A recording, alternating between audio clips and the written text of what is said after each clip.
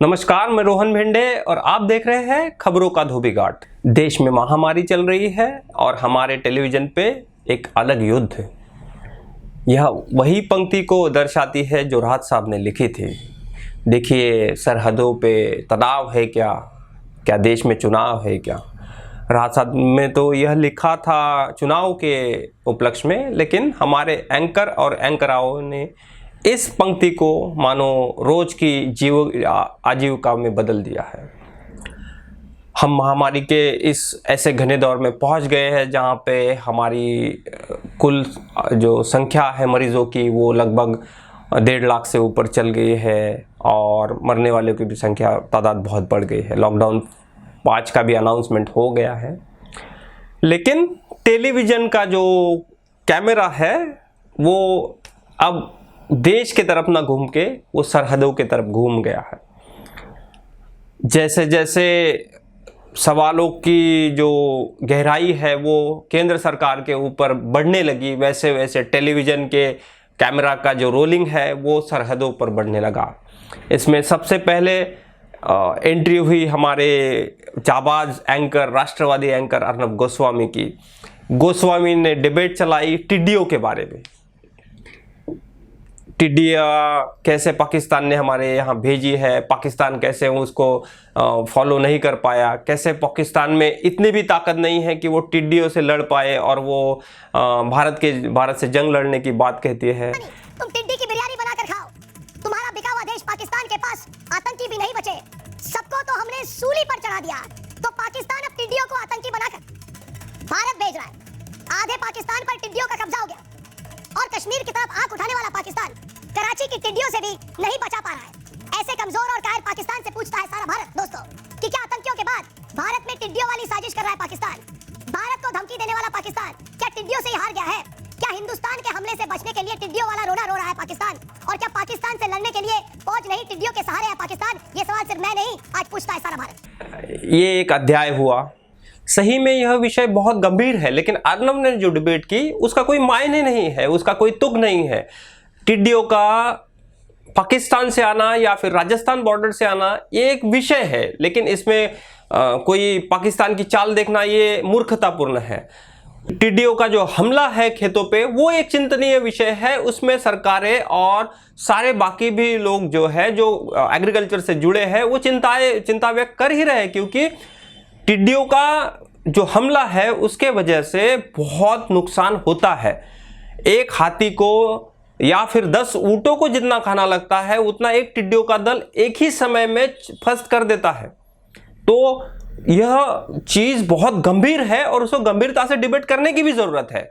लेकिन एंकर और हमारे अर्नब को तो पहले से ही ऐसी चीजों का जो डिस्कशन है वो सिर्फ और सिर्फ राष्ट्रवाद के हिसाब से करना चाहिए। और टेलीविजन में वो देखिए एक डिबेट हो रहा है और डिबेट में क्या कर रहे हैं, ये टेलीविजन है या न्यूज़ चैनल है या कोई सर्कस का खेल जहां पे भाले तलवारें लेके स्टूडियो में कैमरा पे वो वर्चुअल युद्ध खेल रहे हैं। इतना भी बकवास हमने कभी भी टेलीविजन चैनल पे नहीं देखा है। ये तो लेके आया, मेरा तो तैयार खड़ा है, ये देख, ये तैयार खड़ा है। तेरे ठोकेंगे आके वहां एक एक को, जैसे यहाँ ठोकते ऐसे ठोकूंगा। मैं ठोकना जानता हूँ। फोर्स तो बाद में ठोकेगी, पुलिस बाद में ठोकेगी, पहले तो हम ठोकेंगे, याद रखना। और मेरा इतिहास ISI से पूछ ले, 93 का, 92 का, तुम्हारे हिंदुस्तान के Kutch border, Ganganagar border, Amritsar border, Jammu Kashmir border, ये क्या बोल रहा है खिलाड़ी? झंडे लेके, याद रखना। वो तेरा इमरान खान का दिखाता है ना ऐसे, ये मैं दिखा रहा हूँ। बीच में घुसेड़ूंगा आपके, आप कहाँ बैठे? गलतफहमी में आप। टाइम्स नाउ की नविका कुमार वो तो एक कदम आगे, Pakistan liberation army. Pakistan liberation army यह क्या है? Dear Navika, Pakistan liberation army नाम की कोई आर्मी वहां पे अवेलेबल नहीं है, या फिर उनकी आर्मी का नाम पाकिस्तान लिबरेशन आर्मी नहीं है। Which is the Pakistan Liberation Army war model, which it has constructed just a photocopy of what Ladakh is looking like. India is building bridges and roads to protect. इसी के बीच एक मजे की बात हुई। Donald Trump ने अपने Twitter handle से एक ट्वीट किया, चाइना और इंडिया के बीच जो कॉन्फ्लिक्ट है उसमें अगर आप मेरी मदद चाहिए तो मैं आपके लिए अवेलेबल हूं। फॉरेन अफेयर्स कवर करने वाले सारे पत्रकार एकदम से चौकन्ना हो गए। बात तो चल रही थी कि चाइना और भारत के बीच कुछ ना कुछ बिगड़ रहा है, लेकिन केंद्र सरकार ने आधिकारिक भूमिका नहीं दी, ना कोई बयान जारी किया कि कोई कॉन्फ्लिक्ट हुआ है या फिर कुछ हुआ है बॉर्डर पे। लेकिन ट्रंप के ट्वीट ने यह चीज़ पोल खोल जैसी सामने ला दी। फिर यह हुआ कि देश में बहस छिड़ गई कि केंद्र सरकार बताए कि एक्चुअल में वहां क्या हुआ, लेकिन अमीश भाई ने एंगल टेढ़ा कर दिया। उस जंग की चर्चा नहीं होती जब भारत के वीर सैनिकों ने चीन को घुटने टेकने पर मजबूर कर दिया था। यह बीबीसी की रिपोर्ट है। मैंने आपको 1967 के उस जंग की कहानी सुनाता हूं जिसका जिक्र मैंने शुरुआत में किया था। अभी का कॉन्फ्लिक्ट जो चल रहा है उसको पीछे छोड़ उन्होंने हमने कैसे 1967 में चाइना को एक समय में धूल चटाई थी, इस पर अमीश देवगन ने डिबेट शुरू कर दी। 2020 का कॉन्फ्लिक्ट अभी हम उसको डिस्कस करना चाहते थे। अभी हम चाहते थे कि उस पर सरकार से सवाल हो और सरकार आधिकारिक भूमिका में आए, बताए, हमें देश को बताए कि क्या हो रहा है, क्या चल रहा है। सत्ता से सीधा सवाल यही पत्रकारिता होती है। लेकिन सीधा सवाल रुबिका लियाकत का, लेकिन किसी के लिए? राहुल गांधी के लिए। नमस्कार है आप सभी को। आज सीधा सवाल राहुल गांधी से, और सवाल ये है कि राहुल गांधी आप चाहते क्या हैं? आप लॉकडाउन के पक्ष में हैं कि आपको लॉकडाउन नहीं पसंद है? क्योंकि आप जिनसे भी रास्ता कायम कर रहे हैं, फॉर एग्जाम्पल आज डॉक्टर और प्रोफेसर JSK, उनसे आपने पूछा तो उन्होंने कहा था कि लॉकडाउन बहुत ज़रूरी था, बहुत स्ट्रिक्ट लॉकडाउन नहीं हो सकता है, अब आपको उसे धीरे धीरे अलग अलग फेजेज में ढील देनी होगी। तो फिर अभी हिंदुस्तान में यही तो हो रहा है, फिर आप क्यों कह रहे हैं कि लॉकडाउन क्यों नहीं? 50,000 लोगों की जान बच गई। बहुत सारे ऐसे लोग हैं जिनको संक्रमित होने से बचा लिया गया है लॉकडाउन में। फिर क्यों आपको लगता है कि लॉकडाउन क्यों? आपने प्रोफेसर JSK से पूछा था कि फेज आउट या एग्जिट प्लान जो है वो क्या होना चाहिए। उन्होंने साफ तौर पर ये कहा है कि दुनिया में कोई मुल्क नहीं है जिसको पता है कि क्या करना चाहिए। आप ये एक्सपेक्ट कर रहे हैं कि कोरोना जिसके बारे में हिंदुस्तान को नहीं पता है, किसी भी दुनिया के मुल्क को नहीं पता, उसे एग्जिट प्लान के बारे में पता है। आपने कहा था टीम इंडिया की तरह खेलेंगे, आप राजनीति नहीं करें, तो फिर अभी क्या करें? आप ही से सीधा शाम 5 बजे।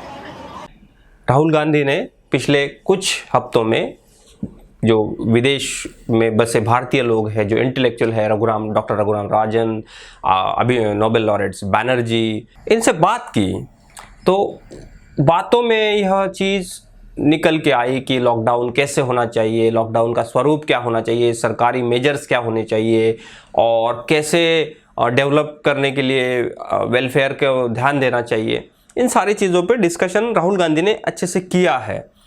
तो रुबिका लियाकत ने उसमें से सिर्फ एक चीज़ पकड़ी कि राहुल गांधी ने लॉकडाउन का विरोध किया और सीधा सवाल पूछ दिया। क्या है सीधा सवाल? कि राहुल गांधी लॉकडाउन के पक्ष में है या विपक्ष में है? राहुल गांधी चाहते क्या है?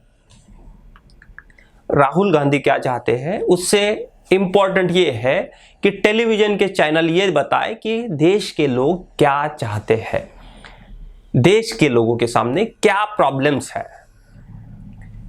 रेलवे में चल रहे लोग, पैदल जाते मजदूर, बिगड़ती अर्थव्यवस्था, इन सारे छोर पे क्या चल रहा है यही डिस्कस होना चाहिए। लेकिन रुबिका लियाकत का एक नया अंदाज, मास्टर स्ट्रोक, और उन्होंने कर दिया। जिहाद के मास्टर सुधीर चौधरी, उन्होंने कोरोना जिहाद किया, जमीन जिहाद किया, ये जिहाद, वो जिहाद, मरकजी जिहाद, सब हुआ। तबलीगी जमात पर लांछन लगाए, तबलीगी जमात पे उन्होंने वॉर रिपोर्टिंग किया। अंत में जाके यह हुआ कि जी के खुद के ही 36 रिपोर्टर कोविड पॉजिटिव हो गए। एक आर्टिकल पब्लिश किया जिसमें बताया कि सुधीर चौधरी और प्रबंधन ने कैसे पूरे रिपोर्टर्स, पूरे स्टाफ को आदेश दिए काम पर आने के, कोई पालन नहीं हुआ, सोशल डिस्टेंसिंग नहीं हुई। रिजल्ट ये हुआ कि उनके 36 रिपोर्टर कोविड पॉजिटिव हो गए और सुधीर चौधरी ने उसके पीछे एक रोना रोया कि हम कैसे वॉर जोन में काम कर रहे थे। अपनी जान से ऊपर अपने कर्तव्य को रखना बहुत मुश्किल विकल्प होता है, लेकिन हमारी टीम का एक एक सदस्य इसी विकल्प को अपना आखिरी और एकमात्र विकल्प मानकर चलता है। इसीलिए मैं आज कहना चाहता हूं आप सबसे कि मुझे अपनी इस टीम पर बहुत फक्र है, उसके प्रोफेशनलिज्म पर बहुत फक्र है, जिस पैशन के साथ काम करती है, जिस जोश के साथ काम करती है, उस पर हमें बहुत फख्र है। केस सुप्रीम कोर्ट के सामने आया। सुप्रीम कोर्ट ने देश के अटॉर्नी जनरल तुषार मेहता को समन किया। हियरिंग चल रही थी तो तुषार मेहता ने दलील देते हुए यह कहा कि राज्य सरकार और केंद्र सरकारें अपना काम कर रही है, लेकिन ये जो लोग हैं जो कुर्सियों पे बैठे हैं और ये जो पत्रकार है ये सरकार के विरोधी है। और उन्होंने इस विरोध को दर्शाते समय दो वर्ड का चयन किया। एक वर्ड था, उन्होंने कहा कि सरकार विरोधी खबरें दिखा रहे हैं, वो वल्चर है और प्रॉफिट ऑफ डूम है। प्रॉफिट ऑफ डूम का मतलब ये हुआ कि कयामत के नबी है। जैसे ही तुषार मेहता ने देश के पत्रकारों को वल्चर और प्रॉफिट ऑफ डूम कहा तो मीडिया में मुद्दा तो ये उठ गया। लेकिन calling every concerned individual as a prophet of doom, spreading negativity, giving the vulture example, do you think that this is a reflection of the insensitivity or a very insensitive way of handling the migrant crisis? I think this entire government has a complete misconception as to what government is about. Government is not giving charity. What government is doing is fulfilling its job, fulfilling rights, right? There's a difference between charity and justice.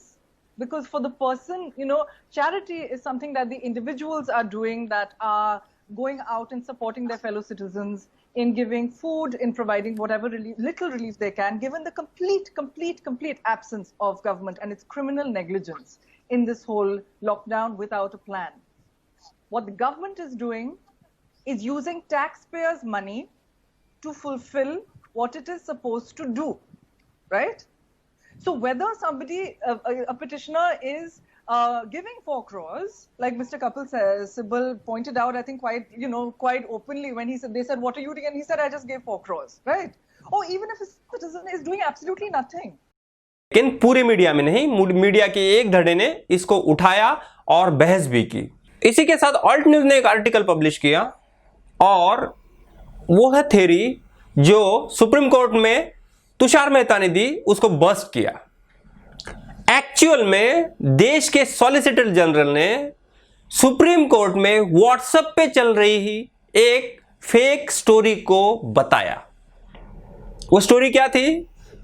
Quarter नाम के एक journalist थे, कुछ अपना reporting कर रहे थे, तो उस समय उनको एक दृश्य दिखा जिसमें एक वल्चर, एक गिद्ध और एक छोटा बच्चा, उस बच्चे को गिद्ध देख रहा है और बच्चे की मरने की राह देख रहा है, और उस फोटो को कार्टर ने फोटोग्राफ किया।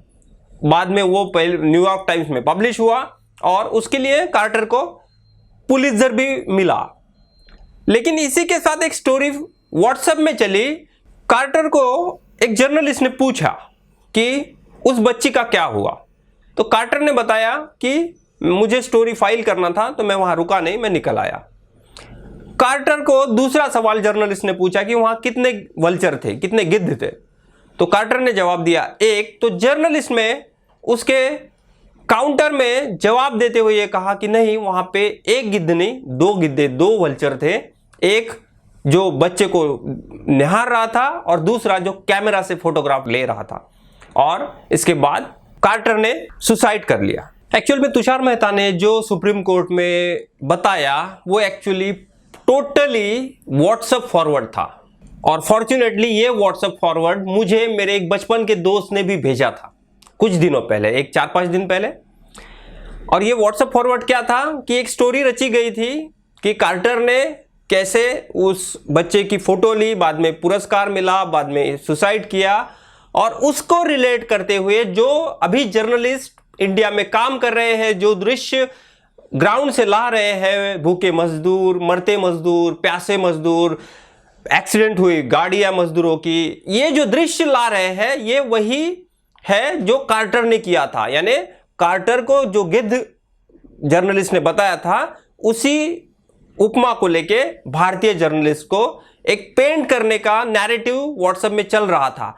उसी नैरेटिव को वर्ड टू वर्ड, हर एक शब्द को जैसे के तैसे देश के सॉलिसिटर जनरल ने सुप्रीम कोर्ट में बताया। ये हुआ इसका एक पक्ष, लेकिन दूसरा पक्ष मैं अभी आपको जो कार्टर की स्टोरी है इसके फैक्ट्स बताता हूं। केविन कार्टर ने सुसाइड किया था, लेकिन टाइम मैगजीन ने मोस्ट आइकॉनिक पिक्चर के उपलक्ष्य में एक आर्टिकल पब्लिश किया, पूरे के पूरे फैक्ट्स दिए हैं कार्टर के उस फोटोग्राफ से लेके कार्टर के सुसाइड तक। तो फोटोग्राफ्स में जो जर्नलिस्ट ने कहा हुआ है वो मनगढ़ंत कहानी है, ऐसा कोई भी वहां पे प्रूफ नहीं है कि यह वाकया वैसे हुआ था। दूसरी बात, कार्टर वहां रुके थे, क्लियर आदेश थे कि महामारी चलते समय किसी को छूना नहीं है, क्योंकि वह महामारी डायरेक्टली आपको भी लग सकती है। जैसे हम कोविड के बारे में, अभी कोरोना के बारे में हम क्या कह रहे हैं कि किसी को छूना नहीं है। क्यों नहीं छूना है? क्योंकि जब हम उनके कांटेक्ट में आएंगे तो वह बीमारी हमें भी लगेगी। इसीलिए क्रू को या फिर कैमरामैन को क्लियर आदेश थे कि किसी भी ऐसे बच्चे को या फिर किसी भी ऐसे पर्सन को जिसको महामारी है उसे छूना नहीं है। लेकिन कार्टर वहां रुके, कार्टर ने गिद्ध को भगाया, और अनफॉर्चुनेटली वो जो बच्चा है जिसकी बात आप कह रहे हैं या फिर जिसको कोट करते हुए तुषार मेहता ने सुप्रीम कोर्ट में देश के सॉलिसिटर जनरल ने जो झूठ बोला, वह बच्ची एक्चुअली आगे 14 साल और जी, उसका इलाज हुआ और आगे 14 साल जीने के बाद वह बच्ची मरी, उसको मलेरिया होने की। तो यह देखिए कि कॉन्टेक्स्ट कैसा है। एक झूठ रचा गया, वो व्हाट्सएप फॉरवर्ड हुआ और देश के सॉलिसिटर जनरल ने उसको एज यूजुअल कोर्ट में पेश किया, और देश के पत्रकारों को, देश के इंटेलेक्चुअल्स को जो इस चीज को लिख रहे हैं, जो सरकारों को बता रहे हैं कि आपके जो प्रशासन में जितनी कमियां हैं, ये कमियां हैं, इसको दूर कीजिए। पत्रकार दूसरा कुछ कर नहीं रही है, पत्रकारों का खुद का कुछ वेस्टर्न इंटरेस्ट नहीं होता है, वो अपना काम कर रहे हैं, लेकिन उस काम में पत्रकारों को कैसे वल्चर और प्रॉफिट ऑफ डूम कहा गया। माननीय तुषार जी, हम कोई प्रॉफिट ऑफ डूम नहीं है या फिर वल्चर भी नहीं है। हमारा काम है जो भी समाज में गलत चीजें चल रही है वो सत्ता के सामने रखना, और सत्ता का काम है कि उसको सॉल्व करके वेलफेयर के काम करना। तो आप अपनी भाषा भी संभालिए और आप अपने जो तथ्य दिए हैं उसको भी ठीक कीजिए। इसी के साथ सुप्रीम कोर्ट से भी अब दरखास्त है कि सुप्रीम कोर्ट भी जाग जाए और बताए लोगों को कि सरकार क्या कह रही है। सरकार ने, इसी सॉलिसिटर जनरल ने मार्च महीने में यह कहा था कि देश के रास्ते पे एक भी कोई मजदूर पैदल नहीं चल रहा है, लाखों लोग पैदल चल रहे हैं। क्या मजदूर रोड पे नहीं है? इसका मतलब देश के सॉलिसिटर जनरल झूठ बोल रहे थे, और इसको मीडिया के एक धड़े ने जैसे कि तैसे ही रिपोर्ट भी किया। हम हमारा काम करते ही रहेंगे, आप हमें वल्चर कहिए या प्रॉफिट ऑफ डूम। खबरें देखने के लिए आप भी थोड़ा आप सतर्क हो जाइए। ये जो भोपू बज रहे हैं गोदी मीडिया के, इनसे सतर्क होइए और खबरों को जांचिए, परखिए। अगले हफ्ते खबरों के धोबीघाट में कुछ नए तथ्यों के साथ यहीं मिलते हैं द इंडिया बुलेटिन। धन्यवाद। हाँ, मेरा एपिसोड आपको अगर पसंद आया है तो सब्सक्राइब करना ना भूलिए और बेल आइकन को दबाइए ताकि आपको अपडेट मिलते रहे। Subscribe now and press the bell icon. Never miss an update.